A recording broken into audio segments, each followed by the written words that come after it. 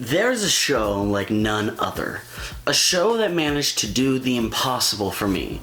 A show that, well, pun completely intended, hopped to the top spot of my favorite cartoons and is now neck and neck with One Piece, my favorite fictional anything. This is a show that recently ended and at the end had me in tears. I am of course talking about Amphibia. Hey guys, Rich Mixed here, back at it again with another video here on this lovely Wednesday. Today, if you didn't guess, we are talking about Amphibia, created by Matt Brawley. This is a show that on first glance seems to fit in a very popular trend called isekai, which is understandable, but this show is so much more and has so much more to offer and truly is special. But don't take it from me, because this show is full of so much heart and so much character and breathtaking world building that reminds me of my first time going through One Piece. Is that a bit much? Well, yes, but that's not the point of this video. But for now, let's get in to why I love the show Amphibia.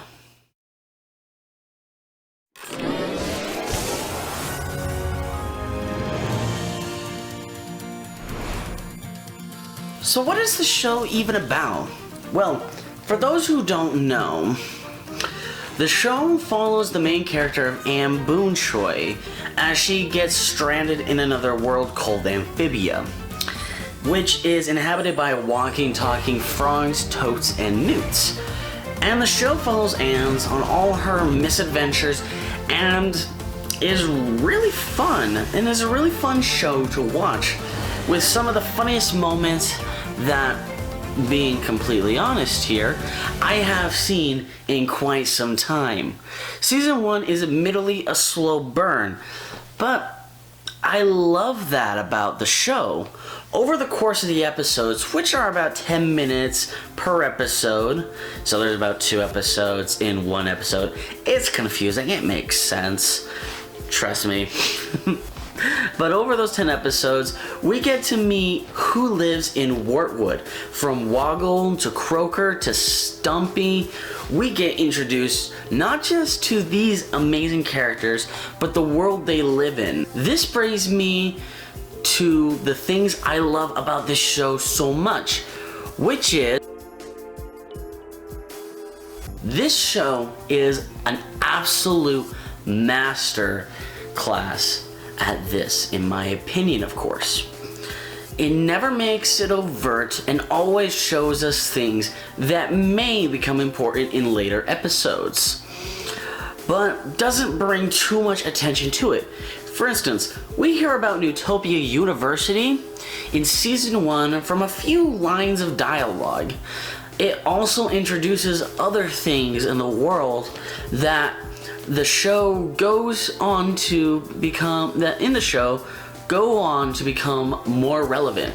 From background details to character interactions, it helped me, at least, to become invested in the world of Amphibia. Only 2 episodes into the show, in fact, and I'm not talking about the 2 10-minute episodes.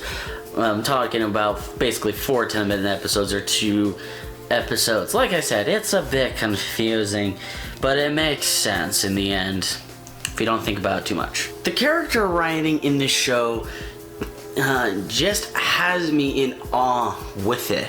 I had a great understanding of who each character was by the end of the first 2 episodes, and by that I mean like the two of the 10-minute episodes. It'd be weird if it was 4 episodes for me to that's never mind. But oh my god, are they well written.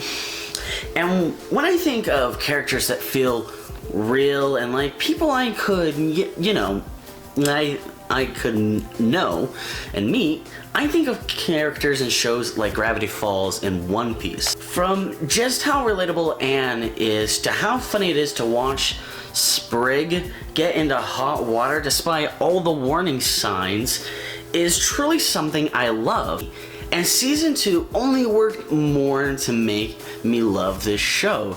Even more because Then we get even more.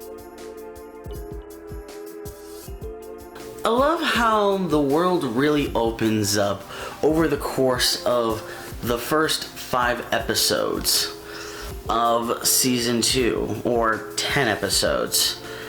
And we also get the best callback to Gravity Falls here as well. And it all comes to the intro. Now, I haven't talked about Sasha yet, and I think now is a time to really talk about the trio of friends. Sasha is the first of Anne's friends that we meet, and Sasha's first introduction to the series, her first appearance, she doesn't really speak, and then her first actual appearance is in Prison Break, and we get to really see who she is. Sasha has my favorite character arc in the entire show, and I will eventually make a video on Sasha. Every character is going to get their own little video. I plan to do a lot of Amphibia content in the future, so over the time, like, we get to see her go from bully to friend to like a true friend over the course of the show, and it's amazing. Now let's discuss Marcy. She gets her first introduction in. We see a character I understand deeply and relate to very deeply as well, just like I relate very deeply and emotionally to Anne as a character and aspects of Sasha. I really just relate to this trio as a whole for the most part.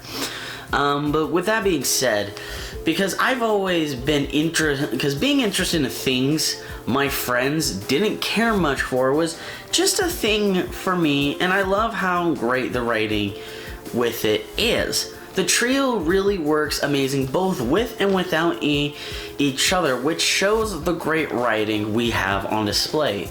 A lesser show would have, well, a hard time making Sasha and Marcy interesting and well thought out characters. But Amphibia, thanks to its low run time as far as episodes are concerned, 10 minutes, is able to have episodes dedicated to specific characters. This is a strength to the show, and it impacts it. So there is one last character I think we should talk about in this video. The one, the only, King Andrius. Now, I won't get too much into it right now because, like I said, I plan to make a video on all the characters, and of course Andrius is one of them that I do plan to talk about. But Andrius is truly one of my favorite villains and has one of my favorite villain redemption arcs in fictional media. He pulls off being evil but carrying it so well, it's crazy, you know, like a balance between like being like this bad guy, but like you see that there's layers to him, and I love that. I absolutely love a sympathetic or empathetic villain who ultimately becomes better over the course of the series, and it's crazy. And of course, in all this, we have to thank the performances of the voice actors, and Amphibia has great ones. Great voice actors, great performances all around the board. Every actor embodies their character, and it's so good. Although for some reason, and it's probably just me, but when Sasha cries in the show, it sounds fake to me for some reason, but I'm probably crazy, who knows? I mean, I think this show is way better than the Owl House, but that's neither here nor there. In conclusion, Amphibia is a show I am glad I was able to get into before it ended, and has been one hell of a journey for me. The story talks on some very deep and personal stuff and speaks to the heart of so many out there. And I see myself in the trio, and I know many others out there would probably agree with me on that. Matt Brawley has made a show that will be forever remembered and forever talked about. And so, with all that being said, thank you all so much for watching the video. This is the first video of mine that I have scripted, so I hope you guys liked it. I know there might be an issue with eye contact because I would be blocking my view of my laptop, which I'm reading off of. And if I had it lined up, so that's why I've been glancing off to the side the entire time of the video, so I hope that wasn't too distracting. This is the first time I've done this, so this little bit is not scripted. Obviously I didn't know how this was gonna work. I'm just figuring this out as I go, but I hope you guys liked it. And if you want to see me talk more about Amphibia or One Piece or, well, anything I'm a huge fan of, really, subscribe for more content. I'm hoping to reach 100 subs before the end of the summer. Anyways, don't forget to leave a like, share, comment, and, well, you know, turn on notifications. You've heard it all a million times, so there's not much I can do by just battering a point. That way you'll know when my next videos come out and come live on Wednesdays and Fridays and occasionally Sundays. But with all that being said, thank you all so much for watching, and until next time, Rich Mixed out. I don't know what's ahead of me. I don't know my own destiny. What's stressing me is what I said to be, writing my own legacy. Since the 2017, I still got so much left in me, but maybe I can finally rest in peace. Really